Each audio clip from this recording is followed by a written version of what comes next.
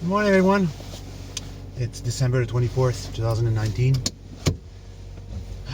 So far, the month of December has been very good to me. Compared to before when I was younger, I didn't like December at all because it was always a disappointment. Now this year it's been very, very positive. I try to change my outlook on life, change my vibes, my vibration level, and be more positive towards my friend and influence my friend to be more positive as well. And it seems to be working because my friend's life is getting good as well. Well, as good as it can get. Right now I'm gonna head to Kensington Tires to get my car wash. It's -2 right now, but their water is very hot and it's a non-contact wash and my car is filthy. So it's gonna be warm today, close to 0 degrees or 1 almost. So it's gonna give it time to dry, and my car really needs some wash. This is not how it's supposed to look outside. It's all dirty, and the back is the same thing. If you look in the back, it's filthy. I'm not even gonna waste my washer fluid on this. I'm gonna go straight through to Kensington Tires and get it like a good spray wash. It's gonna do good for my poor little car. At least wash it once during the winter. It's a gray van, but it needs to be cleaned once in a while. I made myself the other day a scraper, which is like a 20-inch handle with a square piece at the end that is sharpened. And the reason of that is to break off the accumulation of ice and slush behind the wheel well. And also, if I'm stuck in ice, I have something to break ice with.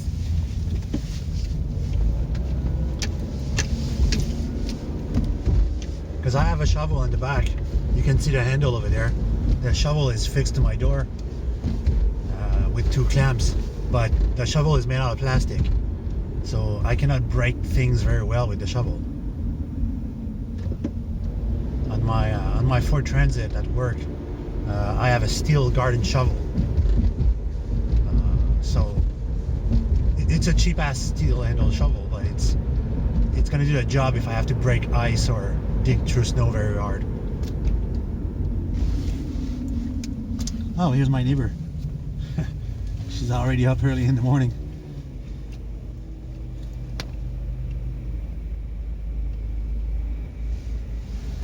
She owns her van.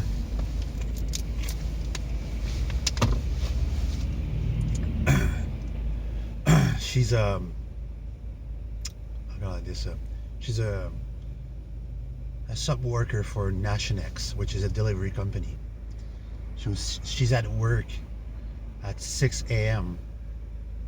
and she loads her truck with Amazon stuff, and she does delivery. She asked me the other day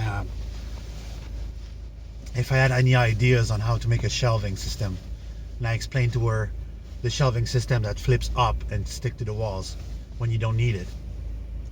She fell in love with the idea, so she went to her brother with the drawing I made her, and they made the entire row of the truck, all shelvings that you can lift up.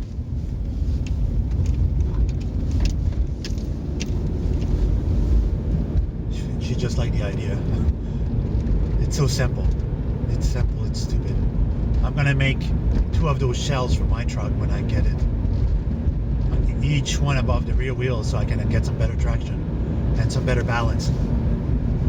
Because right now, on the Ford Transit, the gas tank is mounted under the seat, just behind under the seat of the passenger, on one side, on the driver, I mean.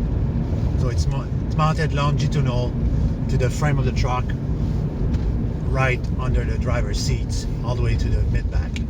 So you have the weight midway on one side, but you don't have any weight on the other side.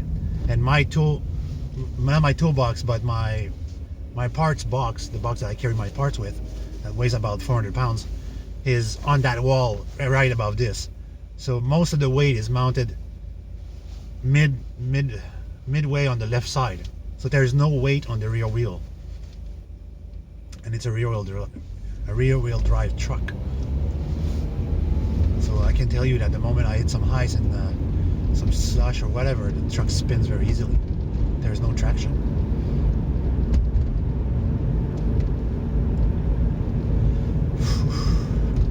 I'm in no rush to go to work today. There's no one at work except me. The boss asked me to do a pickup in Montreal, and that's mostly all my job for today. And I want to make a part to solve a problem on our system. I'm not the only one with this idea this morning, which is good because that way the system won't be cold when I get in. Be right back. All right, got my ticket. Go get my car wash. I don't know what the idiot is doing there. He's done. What are you doing in there?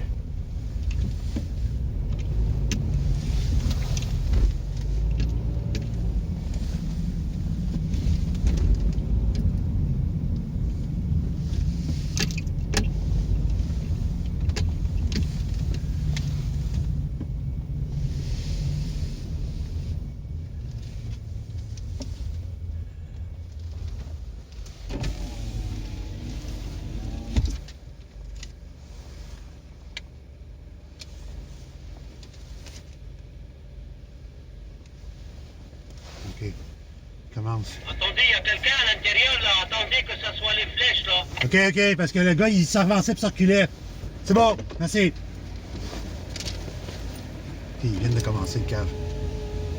On va aller sur les directions. Comment ça, ici? No, because I was watching the guy. He's going all the way up, and then like coming back up. It's like, can you decide where you're going? It's like you go in and you stop where the line says stop. Stay there, don't move. I saw a lady once. She just could stop moving. And then at one point, I told her, like, just get the fuck out. You don't know what you're doing. One of my co-worker, a long time ago, when I was working at the other place, she was afraid to get in the railing because some car wash, there's a railing you have to drive your wheels into, and then it makes the car go forward. Some other car wash, you go on your own, like this one. And she was afraid. So I went with her and I showed her what to do. She was very happy. At one point she says, it's sad that you're a married man because you would have been such a good person to be a boyfriend with.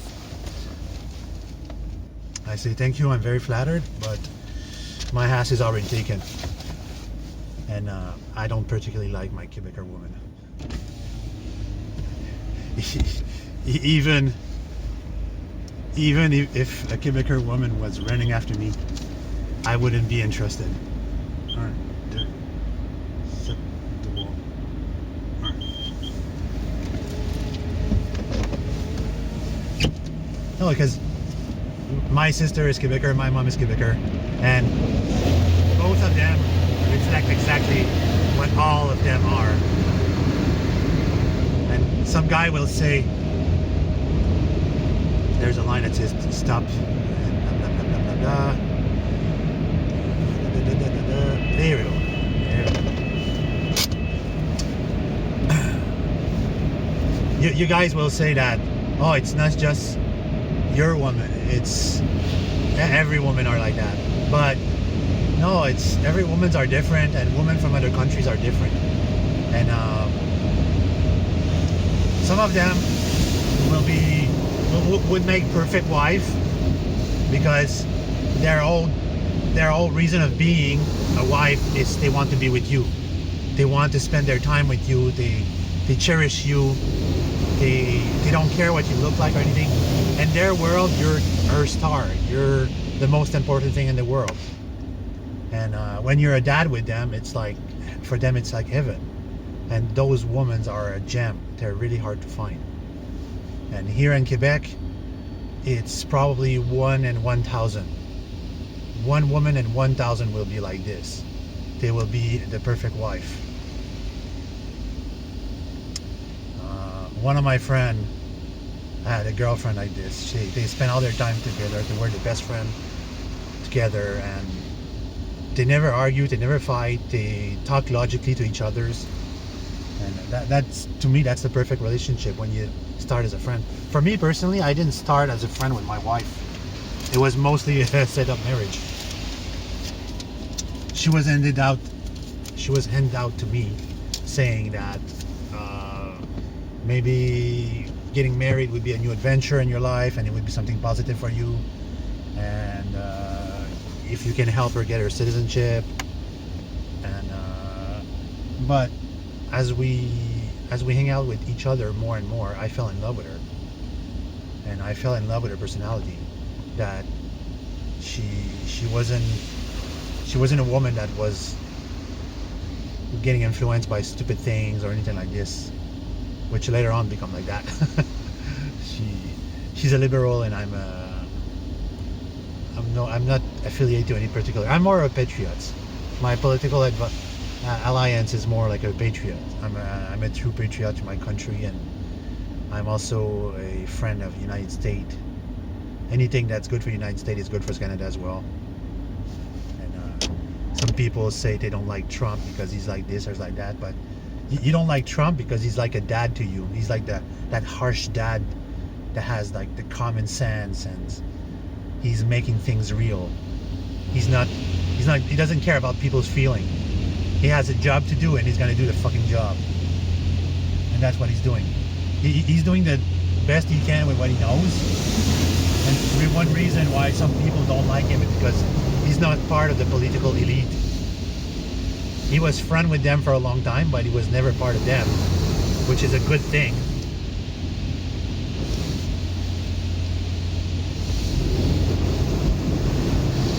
And it's probably for the best that he was never part of them. But the truth about Trump is like he's hiding his game very well. He's playing his trump card very well, and he knows what he's doing. Although it doesn't seem like that, he knows what he's doing. You already put the wax?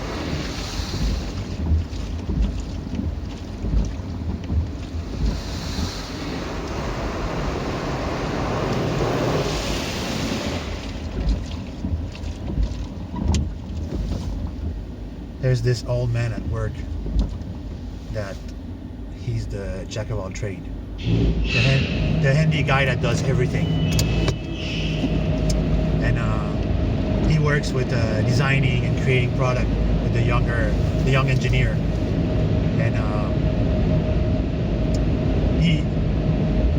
I get along with everybody, but when it comes to idea, me and him we clash. We're not on the same wavelength.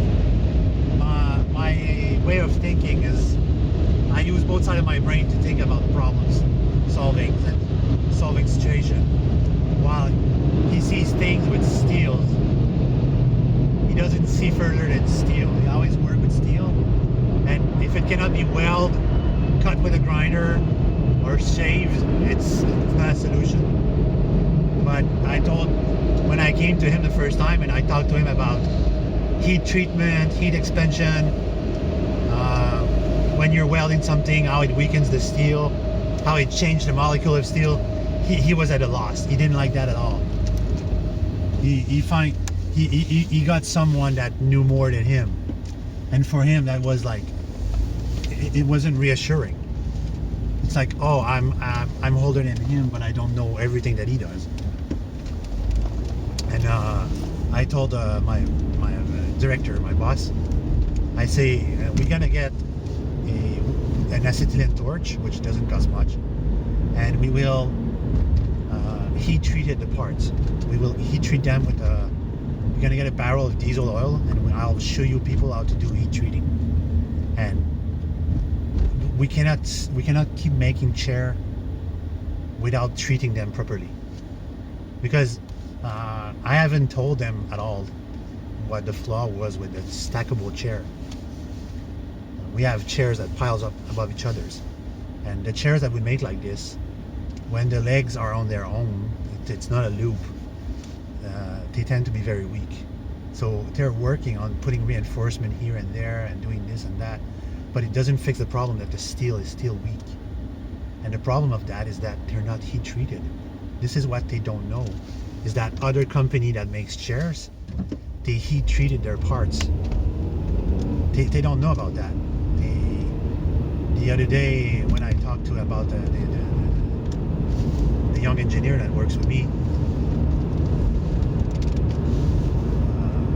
I told him, I said, do you know that most of the chairs that are made on the market, they're heat treated? And then he said, like, company, they have this? He said, yes. It's they go into a huge oven where open flames, they're on a hook, and it's like powder coating. They travel on a hinge. They get treated up to 1,000, 2,000 degrees Celsius. They get cherry hot, and then they're dipped slowly into a bath of oil, and then it hardens the chair. It hardened the chair by 35 to 50% to what the steel strength was to start with. And then he's like, they do that? He said, yes, they do that. It's like, did you ever watch how it's made on TV? And it's just a logical thing. We cannot make chairs that's gonna carry people that weighs a lot and not heat treat them. It's a weak point. This is why our chairs are failing one after the others. The other company, it's called Bouti. It's been on the business for 50 years.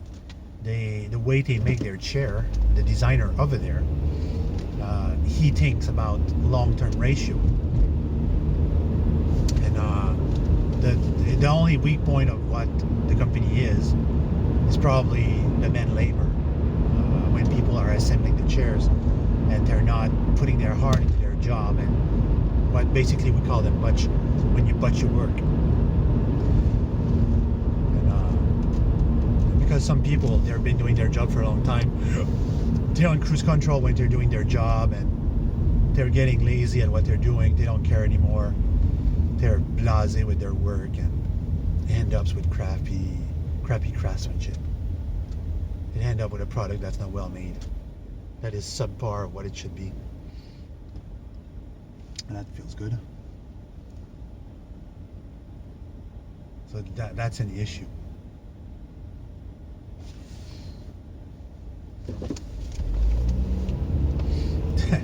Just yesterday I bought about $100 worth of Legos. It's like I have so much parts now, and each time I make something, there's these 5 parts I need, now they're gone. Oh, this is gone, and I like to hoard things, like my little stuff, like kind of these. When I used to have die-cast back in the days, I used to have 6 shelves of die-cast, about 300 pounds worth of die-cast. I had all the nicest model.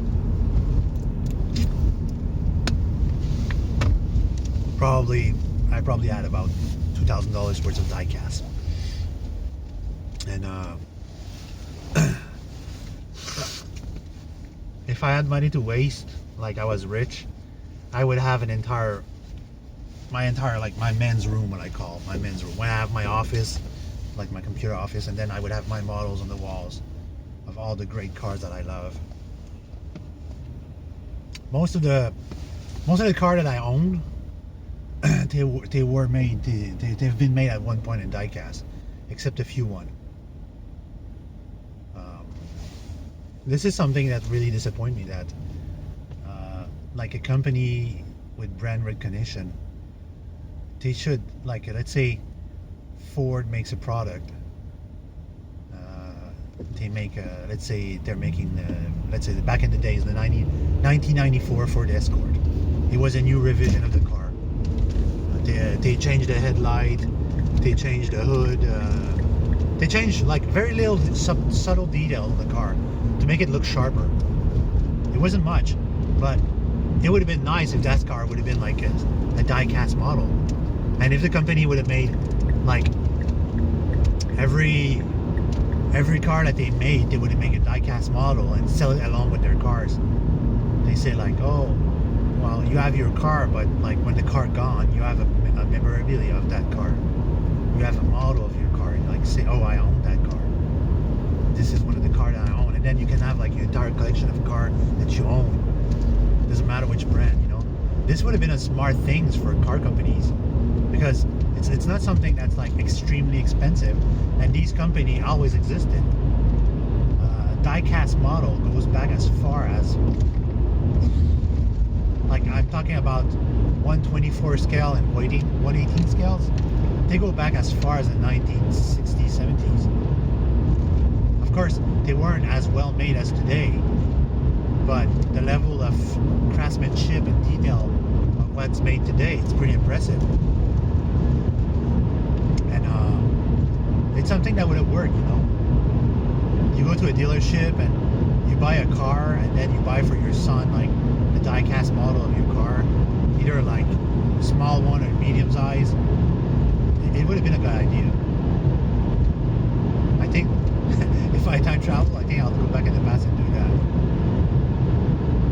So like, just don't focus on like making cars.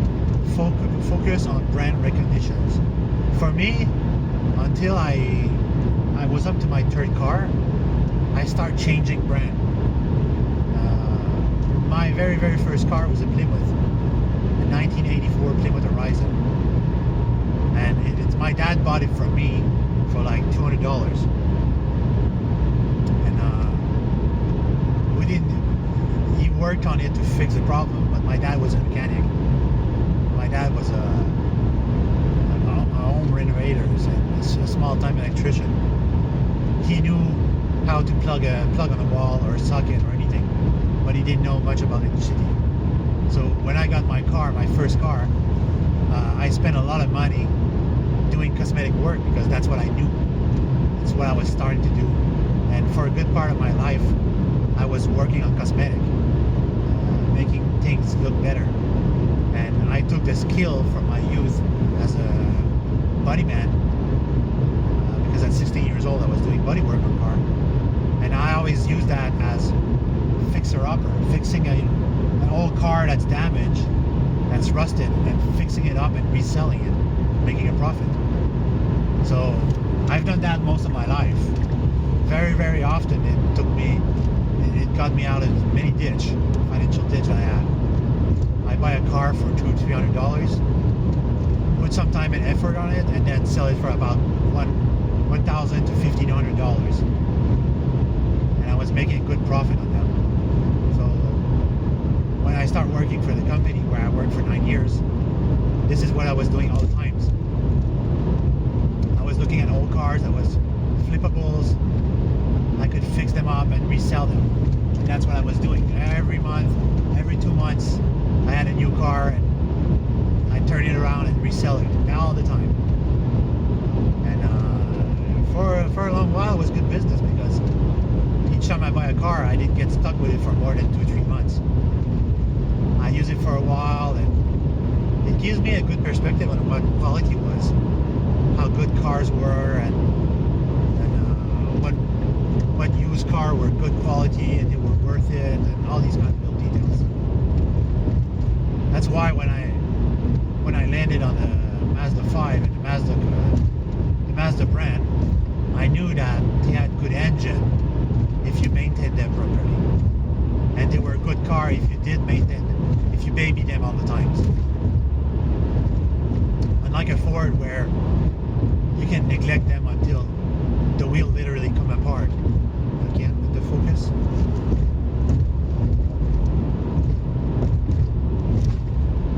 It's bright daylight and it's out of focus again. This phone seriously has some problem with focus. Anyway, that just pisses me off. So, enough about my rant. It wasn't a day to talk about time travel. It was just a day to talk about random things. It's gonna be a long day at work by myself. And this damn highway, oh my god, this highway.